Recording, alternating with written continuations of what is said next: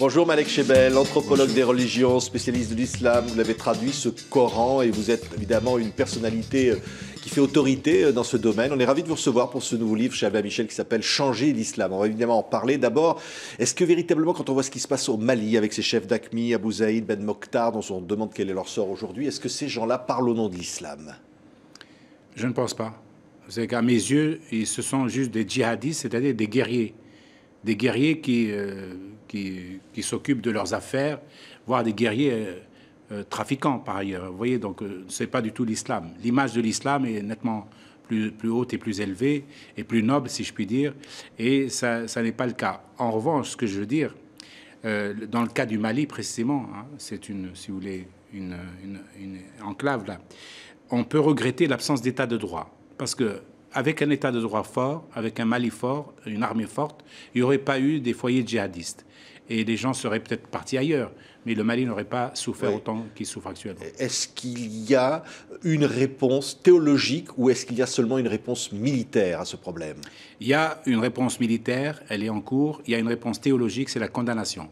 La condamnation au nom de la morale de l'islam, de la morale de paix, de la morale de la sauvegarde de la vie humaine. Ce sont des prescriptions coraniques. Eh bien, toute la communauté musulmane devrait s'élever pour dire que les djihadistes, le djihadisme au sens large, les intégristes musulmans ne font pas partie de l'islam.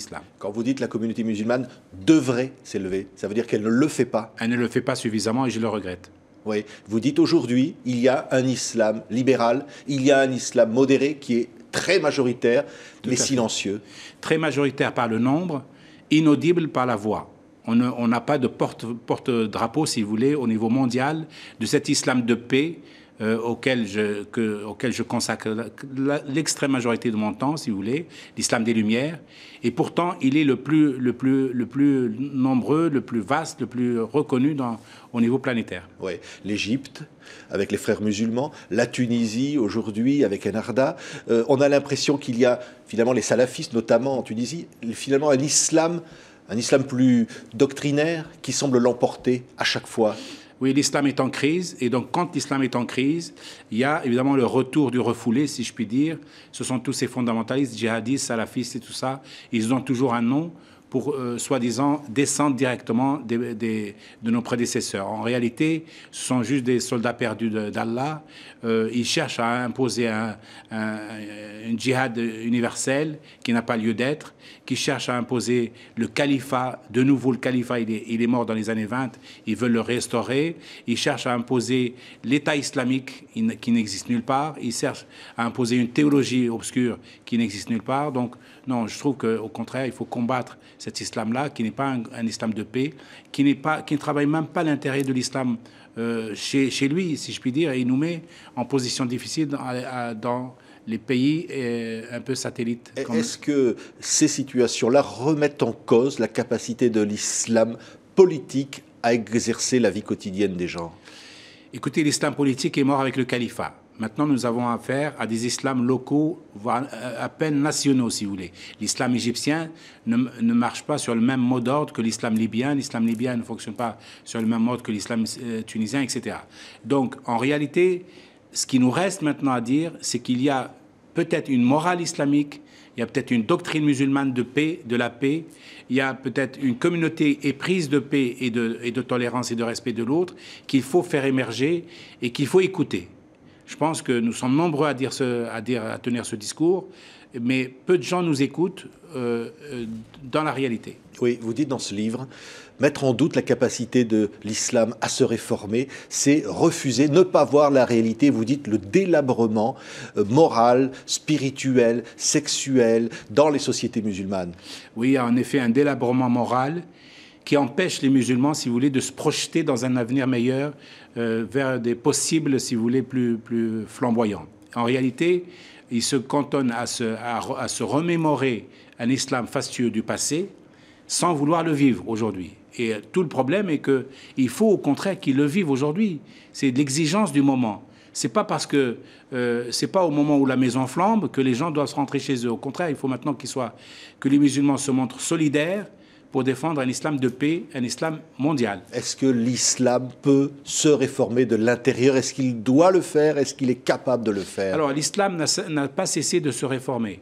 depuis le début, depuis la mort du prophète jusqu'à nos jours, l'islam n'a jamais cessé de se réformer. Mais ce sont des réformes, si vous voulez, un peu réservées à la classe sociale élevée, les théologiens, les érudits, qui ne communiquent pas toujours avec la masse des musulmans à la base, et que cette masse-là n'est pas bien informée, bien éduquée, bien orientée dans le bon sens, dans le sens où elle est souvent préemptée et prise en charge par des fondamentalistes, par des imams fondamentalistes, des théologiens obscurantistes, qui ne font pas le travail de pédagogie des Lumières. Vous posez la question dans ce livre, Malek Shebel, vous dites pourquoi les théologiens ne condamnent pas la répudiation, pourquoi les théologiens ne condamnent pas finalement la polygamie aussi d'une certaine façon, oui, oui. L'héritage inégal, la position des femmes. Oui.